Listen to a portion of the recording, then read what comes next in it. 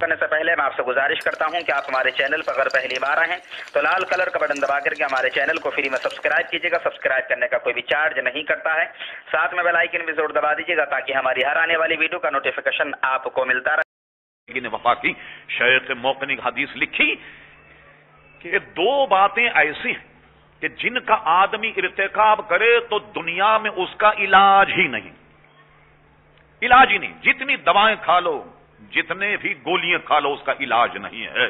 وہ دو غلطیاں کیا ہیں کہ جن سے بچنا ضروری ہے۔ فرمایا کھڑے ہو کر پاجامہ پہننا اور بیٹھ کر امامہ باندھنا۔ کیا مطلب ہوا کہ امامہ جب باندھے تو کھڑے ہو کر باندھے، جب اظہار پہنے، پتلون پہنے یا پاجامہ پہنے یا لنگی پہنے تو بیٹھ کر کے اس کو پہنے۔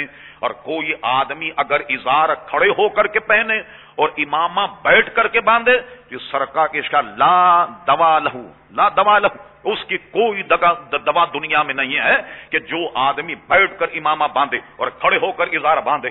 مجھے بتائیے، بات آپ کو کڑوی نہ لگے، ہم میں سے 99% لوگ پاجامہ یا پتلون کھڑے ہو کر کے پہنتے ہیں یا نہیں؟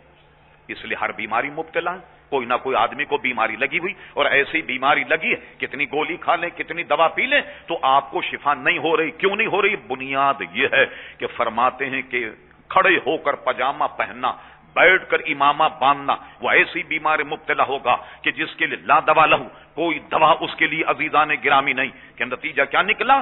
چلیے امامہ شریف تو غائب ہی ہو گیا۔ اچھا امامہ تو اپنی جگہ، آپ تو ٹوپی بھی غائب ہو گئی۔ بعض لوگ جب سعودی عرب جانے لگے، ادھر جانے لگ گئے تو دیکھا کہ جہاں سے اسلام پھیلا وہی ننگے سر پڑھتے، تو انہوں نے سوچا کہ یہی اسلام ہوگا کہ ننگے سر نماز پڑھی جائے۔ اچھے بھلے وزادار لوگ جو ہیں وہ بھی ننگے سر نماز پڑھنے لگ گئے، جو خلاف سنت ہے۔ نبی کریم علیہ السلام نے سوائے احرام کبھی بھی ننگے سر نماز نہیں پڑھی۔ امامہ اکثر و بیشتر امامہ زیب تن ہوتا، اور حضرت اعلی حضرت امام اہل سنت فتاوی افریقیہ میں ایک حدیث نقل کی کہ حضور علیہ السلام نے ٹوپی بھی پہنی، جو حدیث شریف میں موجود ہے۔